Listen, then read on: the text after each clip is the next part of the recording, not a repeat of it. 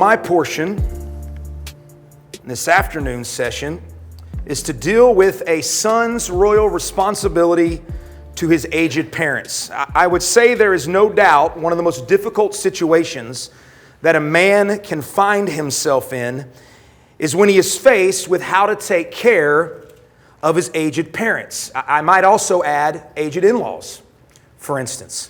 No matter how healthy your parents have been, no matter how healthy their life has been, there will no doubt be, at some point, physical, emotional, and mental health issues that we have to wrestle with. And how to care for these aged parents is a question that we're all going to have to deal with. What is the best way to care for them? That's the biggest social dilemma that we really face, is what's the best way to take care of our aging parents when that time comes? Now, some people find that assisted living facilities are good and they are helpful. That also, though, puts strain on parents, those parents' resources, and could create a financial burden for the surviving children. The Wall Street Journal recently posted an article titled, "U.S. is running out of caregivers." It quotes statistics that say every day 10,000 people turn 65, and there will be 56 million people 65 and older, and that was up to 2020. So at 2020, there will be 56 million people 65 and older. This article calls attention to what has been labeled the caregiving crunch.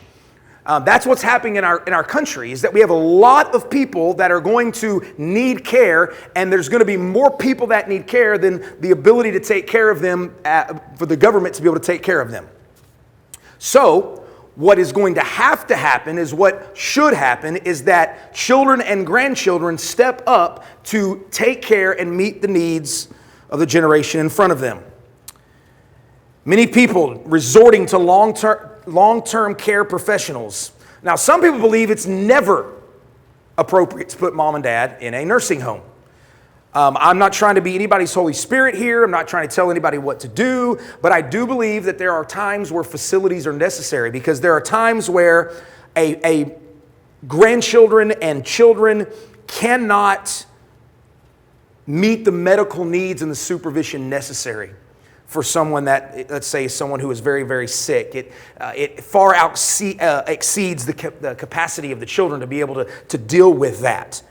And if that ever is the case, another thing that Wall Street Journal article talked about was the fact that so many times these people are being put in care facilities and then being abandoned by their families.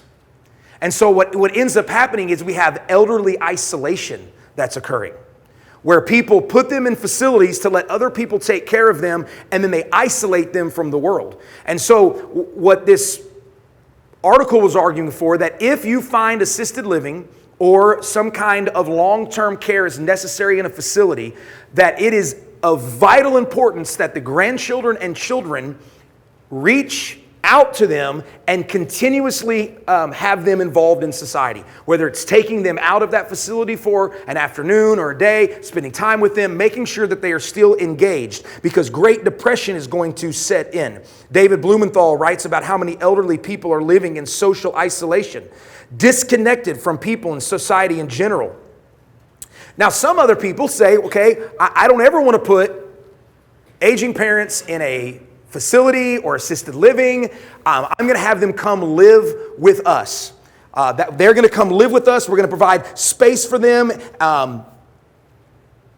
going to take a lot of personal time and a lot of commitment. You may have to actually bring in some in-home care. All of these things we are wrestling with. What to do with the generation that is in front of us. Now, I know some of you men in here have already experienced doing this very thing. Your mother-in-law lived with you. Dad, your mother-in-law lived with you for years, and you took care of them, and you made sure they had the support that they needed. I know with my grandparents, my dad's mom and dad, they didn't want to go live with anybody. They wanted to be in assisted living, and then after that, they wanted to be in their own space. They did not want to live with anybody. Well, in that case, you can't force somebody to come live with you. But what happened was I got to observe my dad going over there and spending time with his father constantly. I got to tell you a story. I would go over there. Most of the time just unannounced. I would just go and spend time with my grandfather, and most of the time we'd end up talking about, he would be watching baseball or basketball, and so we'd talk about that. Well, one day I showed up, it was right around lunchtime, so I thought I would sit with him during lunch. And so he's in the lunch area, and so I walk in and I sit down and I say, "Hey, Papa, it's, good to see you," and we talk a little bit, and it's just us two. And so we're just talking and chatting. I'm asking, "Hey, how's your day going? What's going on? Who's come to see you lately?" And we're just talking, and we start talking about the old times a little bit. And we're just having this really good conversation. Well, then 3 of his friends that apparently he eats lunch with all, rolled up and sat down next to him. And the food was about to get served. And so I'm kind of sitting there, and he looks at me. He goes, "Well, I'm going to eat now. Bye." I was like, "All right, well, love you. See you later." I just left. And with Meemaw living with us for years, Meemaw lived with us at least part-time before I ever even left for college, and then ended up living with us full-time after my granddad died. And in the end, Meemaw had taken care of her mother in her old age. She did not want to go live in any kind of place, and so my mom and dad took her in. There were challenges involved with all of that, decisions on how to take care of her when her mind became more fuzzy, and she couldn't always remember things and stuff, where she couldn't be by herself anymore, so now we had to have people. Amanda came over for days and played hours and hours of Yahtzee with Meemaw, and Meemaw would fall asleep right in the middle of a Yahtzee game, and literally just fall asleep right in the middle of the game, and Amanda would be like, "Meemaw, it's your turn." "Oh, is it my turn?" Or she'd just roll for her sometimes, I guess, and just mark down what she got. "Meemaw, you won." She slept through all the entire roll. There's all of those issues that we have to wrestle with on how to take care of the generation before us. I can say in my own life here as a staff member, I got to watch Brother James, my parents, and David and Nancy all take care of family members that came and lived with them in their homes. I got to see a beautiful example of how this should work. I'm not giving advice today on how to handle every situation with aging parents and grandparents. It's not what this time is going to be. But what I do want to do is I do want to spend some time talking about the biblical and God-given mandate that God has given men to care for aged family members. So turn with me to 1 Timothy chapter 5. 1 Timothy chapter 5. And this text is really interesting because it's actually a text talking about taking care of widows. And what would often happen in society is that a woman would lose her husband. And in kind of what we talked about today, this was not a society that favored women. Okay, so if you no longer had a man, you no longer had children or a son that could take care of you, and you were not financially well off, then you were going to be a woman who was now destitute. And that was going to be a problem. A destitute widow was going to be a serious problem. And so what happens is Paul is writing to Timothy to tell Timothy, here's how the church is supposed to deal with this situation. But in doing this, what Paul also does is he also says, but here's how families are supposed to take care of these women so that the church doesn't have to if they're capable of doing it, if they have families. So I want to read this and kind of just talk through it a little bit and kind of just point to a few things that I think will be very helpful for us. So let's start in verse 3 of chapter 5, 1 Timothy. It says, honor widows who are truly widows. That seems weird. Honor widows who are truly widows. Not those fake widows out there. I don't know. We'll talk about it in a minute. But if a widow has children or grandchildren, let them first learn to show godliness to their own household and to make some return to their parents, for this is pleasing in the sight of God. She who is truly a widow, left all alone, has set her hope on God and continues in supplications and prayers night and day. But she who is self-indulgent is dead even while she lives. Command these things as well, so that they may be without reproach. But if anyone does not provide for his own relatives, and especially members of his own household, he has denied the faith and is worse than an unbeliever. First, Paul says, honor is to be given to widows. My first point is honor is to be given to aging parents. The word honor here that is used, it is the same word that is used when it talks about honor. Double honor is to be given to elders. This is not just talking about respect. Okay, it's not just talking about this level of reverence that you might have for, or respect that you might have for people that are ahead of you in some kind of submissive order, whether it's elders, whether it's parents. This is not what that word means. This word actually means to support or sustain. So for instance, when we talk about the church's responsibility to support and sustain the needs of the pastors of the church, Paul says that an elder is worthy of double honor. They are worthy of making sure they are taken care of and supported and sustained so they can focus on the needs of the church, right? Here, the same word is being used. It's saying there is a special care, there is a special sustaining and providing for and support that widows are supposed to get. Not just, we just want to honor those women. No. It is, we are going to take care of those women. So if there are women in the church who are without family, widowed and destitute, it falls upon the responsibility of the church to make sure they're taken care of. Okay, we have a couple situations like that where we have to provide at different times for a few women in our church who are raising their grandchildren and don't have support from children and grandchildren themselves. They're actually still supporting children and grandchildren, and the church has to step in at times and help with certain needs. And then Paul adds, who are widows indeed, and that's what he means. What he means is, he's not saying, well, if you lost a husband, you're not. There's some that have lost their husbands that are real widows, and some that lost their husbands that aren't real widows. That's not what he's saying. What he's saying is, widows indeed is a phrase that basically means they're unable to take care of themselves. Society is going to see this person as one who cannot take care of themselves, nor do they have any resources around them that can help take care of them. This is a woman who is destitute. This is a woman who is in real need. Okay? And so he's making a difference here between widows who are truly in need with no family, and they need to be taken care of by the church, and then other widows who what? This is where he says, other widows who have children and grandchildren. So he's not saying that they're not widows. He's saying they're not in the same situation that the widow that's destitute is, because they got family.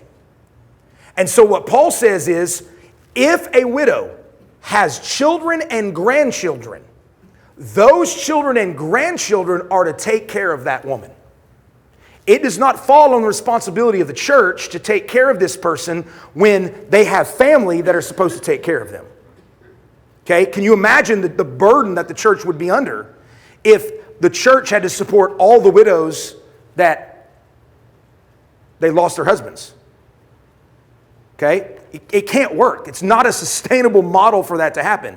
So if you have family, that's the type of widow that Paul is saying those children and grandchildren step up to take care of them.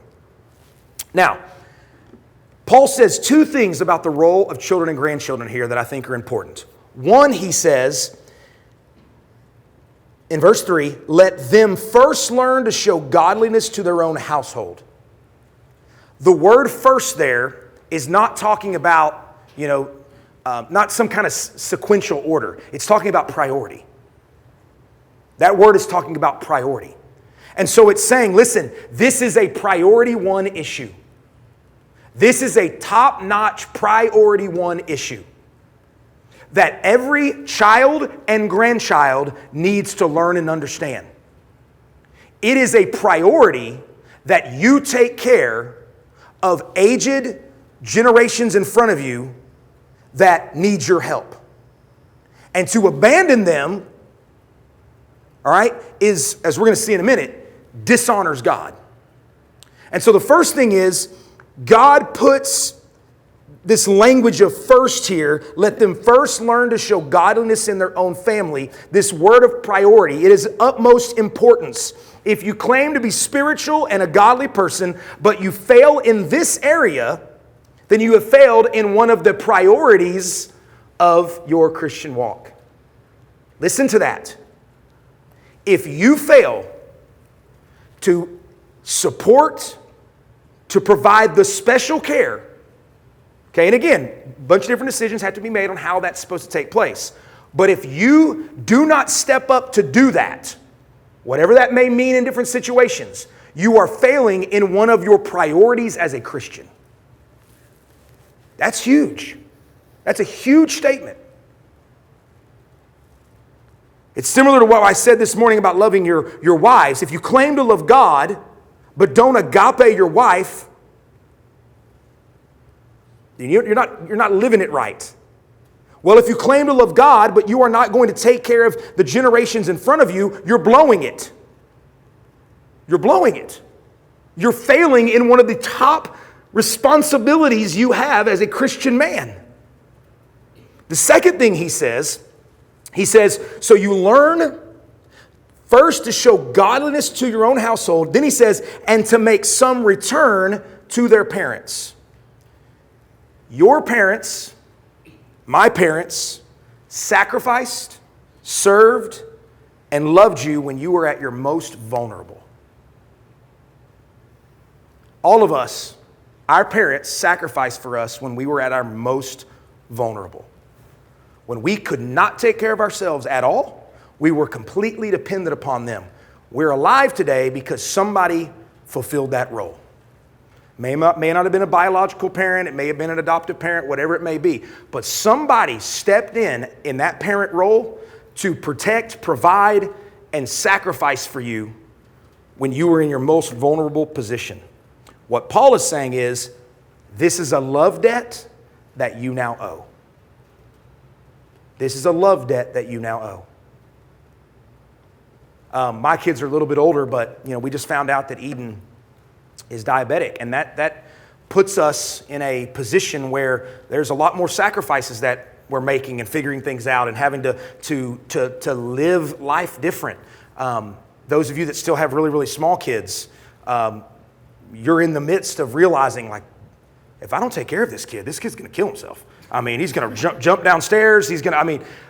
Jackson, there was a year straight where I promise you, Jackson was on the floor more than he was walking. The kid would run and he just would fall. And I'm like, this kid is going to, and a bunch of times running toward the stairs, I would see you snatch him up like, do you understand that you're about to launch yourself off these stairs? Well, we do that in all kinds of ways. And so what Paul is saying is, listen, this was a love debt. Your parents have basically earned your love to take care of them now.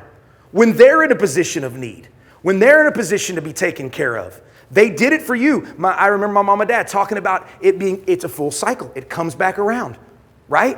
Where my mom and dad were taking care of Meemaw the way Meemaw took care of my mom when she was little. It comes full circle. And Paul is saying this is a love debt that should be paid. You are to, the language that he uses, make some return to their parents.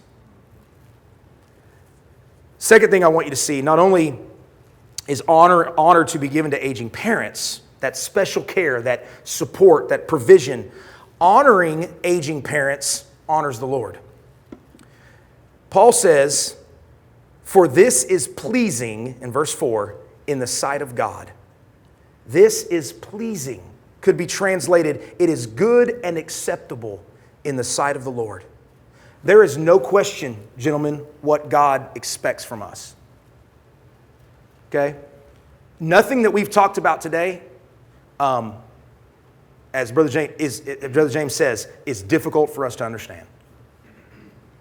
It is not difficult to understand we're to love our wives as Christ loved the church. It's not difficult to understand that we are to raise our children up in the fear and admonition of the Lord, to set the example and to exhort them. It is not difficult to understand that we need to provide special care for those who are the generation ahead of us. in our families. It doesn't mean it's easy. It's easy to understand. It doesn't mean it's easy. But there's no question God expects us to take care of our aging family members.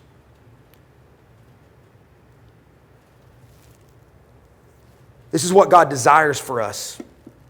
This is the work He has given us to do. I said this today, and it just needs to be reiterated over and over and over again. Jesus is not here in the flesh. If Jesus walked in this room in the flesh, we'd all be jumping up to serve Him, wouldn't we? Like, what do you need? We can go get you something to eat. You need to come to my house and rest, or whatever, Jesus, you need. We're here to provide it for you. But Jesus isn't here in the flesh. But what He does have on earth is His bride, is His body. And the way that we serve God is by serving His people. That's the way we serve God, is by serving His people. So if we're going to claim that we love Jesus, and then Jesus says, okay, if you love me, then you got to take care of my bride. And if you've got family members that need taken care of, it is your responsibility, it is pleasing in the sight of God for you to serve them. And serving them is serving Jesus. Honoring them is honoring Jesus. Okay, so when you honor your wife, you're honoring Jesus. When you honor your children, you're honoring Jesus. When you honor your parents and your grandparents ahead of you, you are honoring Jesus. It starts with our family. And then lastly, honoring aging parents is a fruit of the faith. I'm going to skip the part where he talks about truly a widow being left all alone, set her hope on God, and continue, because this is not a topic, this isn't a conversation about widows. But I want to jump down to verse 8. If anyone does not provide for his relatives, especially for members of his own household, probably we could translate that. If you don't take care of your relatives, especially your immediate family, right? That's kind of like, if you don't take care of your family, especially your immediate family, your parents, your grandparents, like those that are close to you,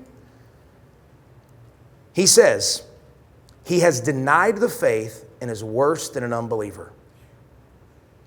Any confessing believer who does not provide for his family in this way has denied the faith. And I want to talk about what he means when he says denied the faith. I don't think he means you've lost your salvation. Okay? I don't think he means, it means you're not saved. Here's what I think he means by that.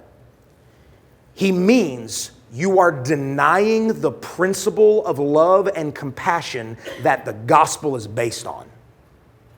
The gospel of Jesus Christ is based on the love and compassion of Jesus. And for you to deny taking care of your family members that are ahead of you in age, you are denying the faith and the basis of the gospel, which is the love and compassion of God. You're not exemplifying the faith that you claim to believe. Because if you were, love and compassion would rule. Christianity has always been based upon love and compassion. You know, we don't think about it too often because we just rattle off different hospitals, right? But you do know that tons of our hospitals, that money has been raised and supported by the church. Presbyterian Hospital. Well, guess who raised a bunch of the money for that hospital? The Presbyterian Church. Okay? Baylor. Baptist. Right? Saxe just got a new one called, I haven't even found out who it is yet, but Saxe just got a new one called the Trinity Hospital. I need to find out what church was behind supporting that. Okay? The church has always taken care of the widows and the poor in their congregation. The church, the foundation of the church is love and compassion for those that can't for themselves. And so to look at family members who need that love and compassion and to reject that is to reject the foundation of Christianity at its core. Because Jesus was full of love and compassion and we're denying that. And that's why he says you're worse than an unbeliever. And here's why. Because there was, even in the Greek culture and the Roman culture, there was axioms for taking care of people like this. There were actually statements that they had for taking care of people like this. And so basically what Paul is telling Timothy is, listen, even the pagans do better than abandoning their aged. The pagans do better than this. So if you deny people that have the gospel, deny the love and compassion that our faith represents, then we're worse than the pagans are. Because even they will do that and they don't even have the gospel. We've known the love and compassion and we're not willing to share it. You hardly need to be a Christian to do this, is what Paul's saying. I think this is something I have really thought through over the last few years. I'm not saying we shouldn't have 401ks and we shouldn't have saving accounts and we shouldn't set up some means to when we are at a certain age, we've got provisions where we don't put a huge burden on our own children with that when your children and grandchildren step up to help, they have means, okay? But that may not always be the case. And what I think I'm arguing for from Scripture is that you shouldn't be upset that they don't have that and be like, well, they should have saved. If they would have saved better, and if they would have had, this wouldn't be. The attitude is love and compassion and stepping up when people are in need. So I'm going to waste all my money and just trust that Caden's going to take care of me. And ain't funny. Andy's probably going to take care of me. Caden's going to take care of his mama.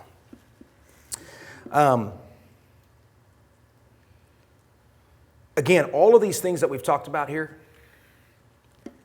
today, none of them will be easy on us. And that is why it is vital, as I said this morning, that we learn these at the feet of Jesus. That we spend time at the feet of Jesus learning what it means to love. Everything's been about love today. Loving your wife, loving your children, loving your parents and grandparents. What does that look like? How is that fleshed out? The way we learn that is at the feet of Jesus. And the way that we learn to what it looks like and the wisdom that it's going to take to flesh all this out is at the feet of Jesus. He did it perfectly. He did it perfectly.